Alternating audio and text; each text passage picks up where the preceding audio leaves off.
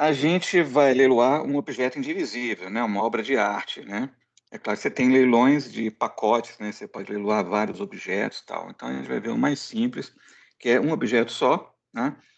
E um ponto importante aqui na teoria de leilões é que os participantes eles têm valorações diferentes sobre os objetos, né? Então você está leiloando uma obra de arte, você valoriza em 100 mil, né? O outro valoriza em 200 mil. E essa valoração é informação privada.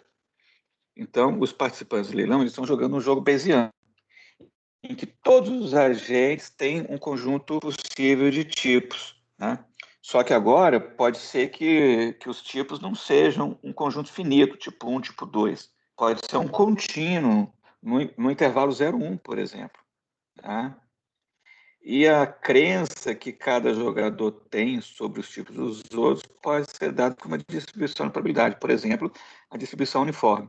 Então, são essas complicações que vão aparecer na teoria de leilões, de modo que você não vai poder lidar com isso fazendo matrizes, como a gente fez agora. Tá? Mas não é tão complicado também, não. Então, tem dois casos extremos aqui que a gente pode considerar. São leilões de valores privados, tá certo? Eu não vou escrever aqui, mas eu estou falando, então vocês vão ter que assistir a aula, mas eu tenho as notas aqui, depois eu disponibilizo, né? Então você tem valores privados, né, leilões, né, que são os valores privados, em que o valor que cada indivíduo atribui ao objeto é independente dos valores que os outros atribuem ao mesmo objeto. Tá? E valores comuns, aí você tem o verdadeiro valor do objeto é o mesmo para cada indivíduo.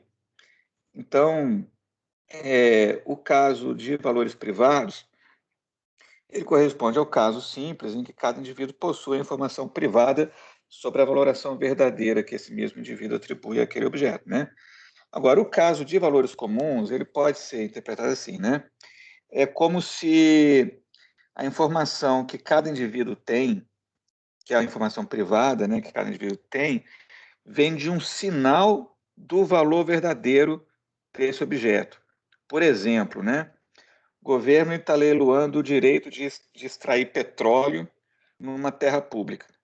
Aí o verdadeiro valor desse objeto é o valor de mercado como é que chama? Do poço ali. Né? Então, esse poço ele tem um valor de mercado. Tá? Esse é o verdadeiro valor, tá certo? Mas aí, cada potencial participante ele faz uma pesquisa para investigar qual que é o verdadeiro valor. Tá? Então, aí você fez uma pesquisa que pode ter sido bem conduzida, você acaba obtendo, né, uma estimativa próxima da verdadeira e tal. E o outro foi uma pesquisa meio nas coxas e tem um valor um pouco mais distante, né, um pouco mais de erro, etc. Então, a gente diz que aqui cada participante tem um sinal do verdadeiro valor. Tá? Então, participante 1 vai ter um sinal S1, tá? Participante 2 vai ter um sinal S2, né? E esse sinal ele é correlacionado com o valor verdadeiro, mas é imperfeitamente correlacionado. Por isso que é um sinal, ou seja, tem um sabor probabilístico aí. Tá? A gente vai analisar dois exemplos de leilões com valores privados, tá? Que são importantes. Depois eu vou dar um exemplo numérico de leilões com valores comuns, tá? Para você ver como é que você resolve para calcular o equilíbrio Bayesiano de Nash. Os dois tipos de leilões de valores privados mais comuns que a gente tem são o de primeiro maior preço e o de segundo maior preço. Valores privados, tá? Esse aqui é chamado leilão inglês e esse aqui é o leilão de Vickrey. Então, no leilão inglês, esse leilão inglês, o vencedor é aquele que der o maior lance e ele vai pagar o lance que ele deu. No leilão de Vickrey, o vencedor é quem der o maior lance, mas ele vai pagar o segundo maior lance. Tá? Então, e a gente vai supor um modelo bem simples. A gente vai ter N participantes, tá?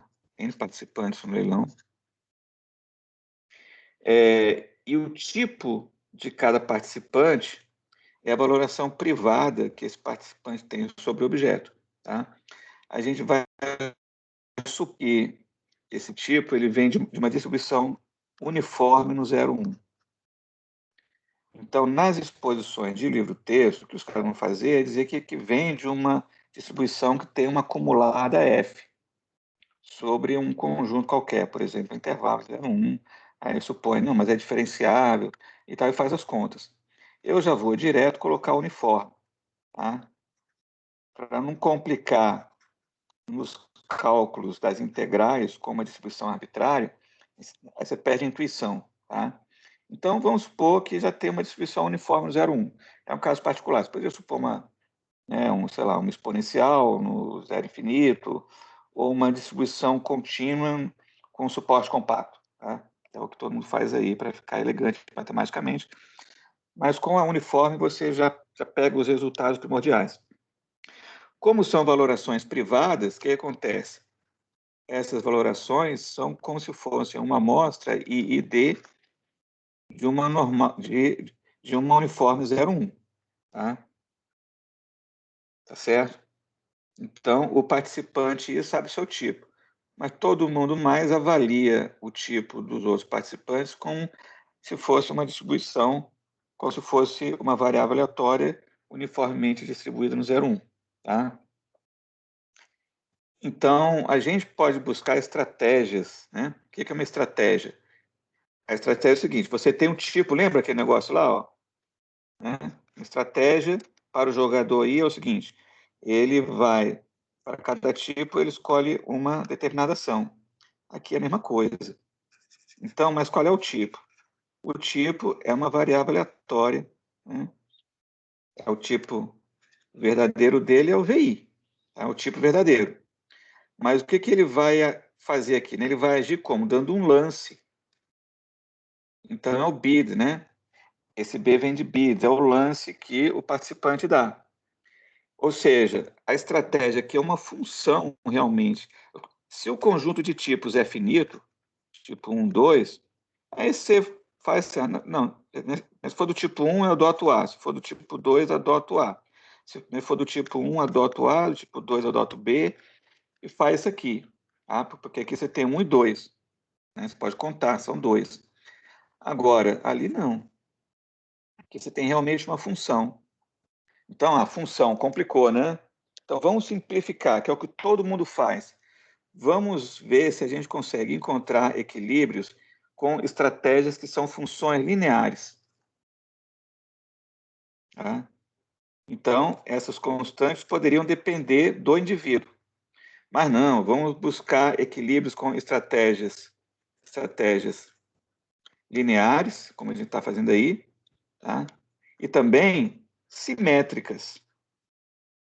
Simétricas. Quando você põe simétrico, você tira esse i aqui e facilita as contas. Aí você vai encontrar o equilíbrio bayesiano de Nash e vai chegar numa situação em que você vai ter equações para determinar o A e o C. E aí você vai achar qual é o lance que o indivíduo dá para cada tipo dele. Tá certo? Então a gente vai buscar equilíbrio com estratégias lineares e simétricas. Agora a gente tem que ver qual é o payoff esperado do participante I. A utilidade esperada do participante I. Quando ele dá um lance B, dado que aqui você tem a componente estratégica do jogo, que o payoff de cada um depende dos tipos de todo mundo, né? Então aqui é um vetor de todos os tipos. Tá? Isso aqui vai ser o seguinte: a utilidade esperada do quê? Bom, ele tem o payoff esperado. Né? Se ele valoriza o objeto em V e ele dá um lance BI, tá? A gente vai simbolizar esse B de VI, a gente vai simbolizar por BI. Tá? E dá um lance BI. Agora, ele vai vencer se o lance dele, BI, for maior do que o lance de todos os outros indivíduos, que não são ele. Tá certo? Então, mas isso acontece com probabilidade, você tem que saber a probabilidade dele dar um lance maior do que todos os outros lances, né?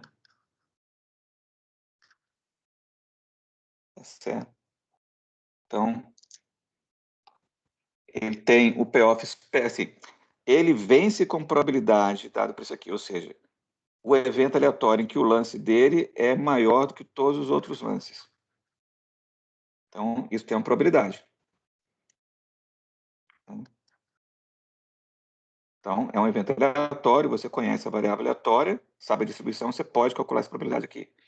Então, condicional a ele dar o lance maior de todo mundo, ou seja, ele ser o que dá o maior lance, né?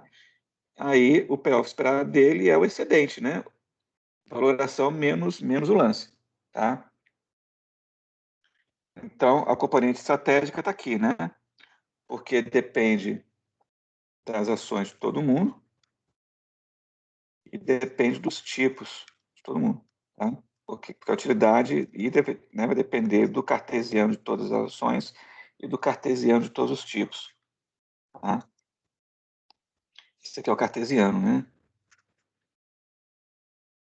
Todas as ações e o cartesiano de todos os tipos, tá? Então, vamos calcular essa utilidade esperada aí. Vou de novo aqui.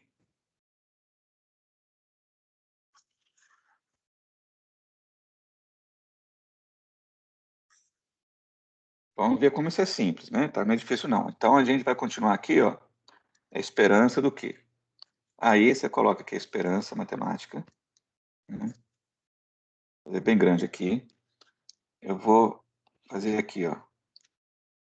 VI menos BI, dado que... Agora, o que que é o BJ? BJ, né? BJ é A mais C VJ, tá? Então, aí você vai escrever isso aqui assim, ó. Você vai substituir o BJ por A mais C VJ e vai isolar o VJ. Quando você faz isso, fica VJ menor do que BI menos A sobre C. É todo J diferente de I. Vezes a probabilidade, e aqui você faz a mesma coisa. Tá? Você está jogando com uma estratégia linear simétrica. Tá? Pô, se você inventasse moda, falasse, não, vamos jogar uma estratégia quadrática, sei lá, inventa moda aí, né? Aí você vai substituir por isso aqui. Aí vai aparecer uma raiz quadrada, né? Aí vai ficar complicado, né? Vamos colocar o linear. Então, aqui vai ficar a probabilidade de VJ menor do que BI menos A sobre C. Para todo J é diferente de I. Tá? Agora você pode calcular, né, isso aqui. Ó. Você sabe que as variáveis aleatórias para todos os outros jogadores J são I e D, uniforme 0,1. Aqui é a probabilidade conjunta, né? O jogador diferente do I, né? Para todo mundo diferente do I. Então são N menos 1 jogadores diferentes. Então é uma probabilidade conjunta. Pela hipótese de independência, vai ser o produto das probabilidades. Tá certo? Então vai ser a probabilidade, como se fosse assim, né? Produto de J diferente de I, a probabilidade de VJ menor do que BI menos A sobre C. Só que a distribuição é a mesma para todo mundo. Tá certo? É uniforme. Isso aqui nada mais é do que a distribuição acumulada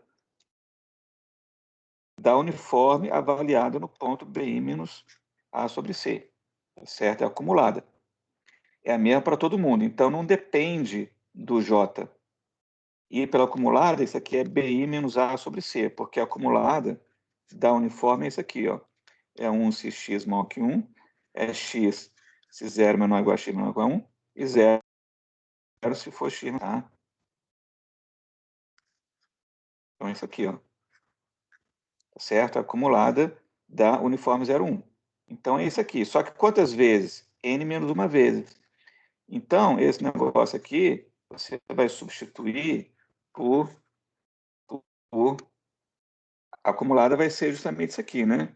É, BI menos A sobre C elevado a I menos 1. Tá? Quando você trabalhar com funções, com distribuições arbitrárias, aí vai ser Isso aqui é elevado a n-1. Por isso, nas fórmulas, né, de livro-texto que vocês veem lá, vai aparecer o fx acumulada, né, n-1. É só por isso, tá? Mas aqui eu quero achar um resultado explícito aqui. E essa outra aqui, né? Essa outra você tem que calcular, tá? Essa outra aqui vai ser o quê? Tá? Você está condicionando a esperança disso aqui, que depende só do agente I, às variáveis aleatórias de todos os outros agentes J diferente de I. Tá? Pela hipótese de independência, ou seja, estamos com valores privados, a esperança dessa variável aleatória condicionada a uma variável aleatória que é independente dela, você pega uma variável aleatória, condicionado a uma variável aleatória y, sendo que x e y são independentes. O que é que dá essa esperança? É o próprio x. Certo? Então, aqui vai ficar VI menos BI, só isso. Então, como é que é a utilidade esperada do participante I?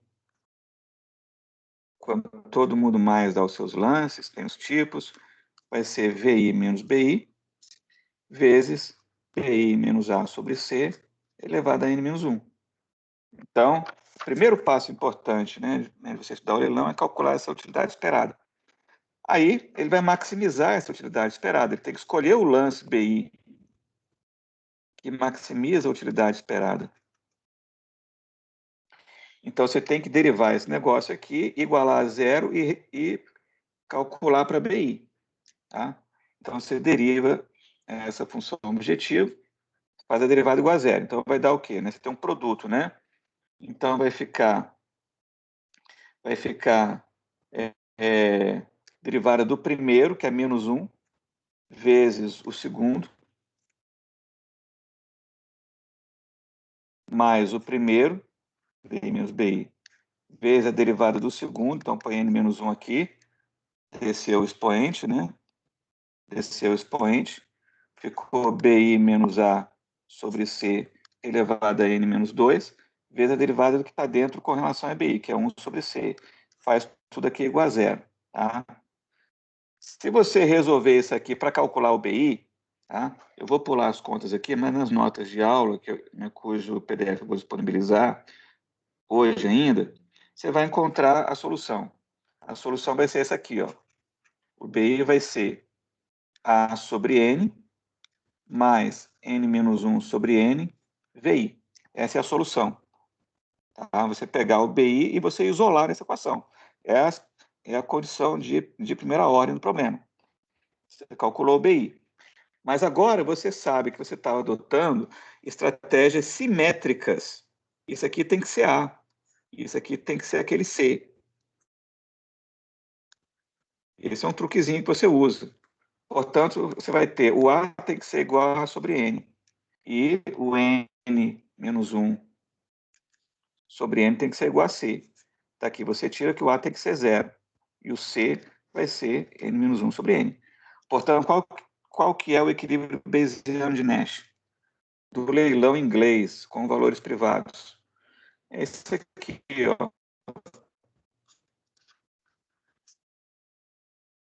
Ou, se você preferir, escrever assim, né?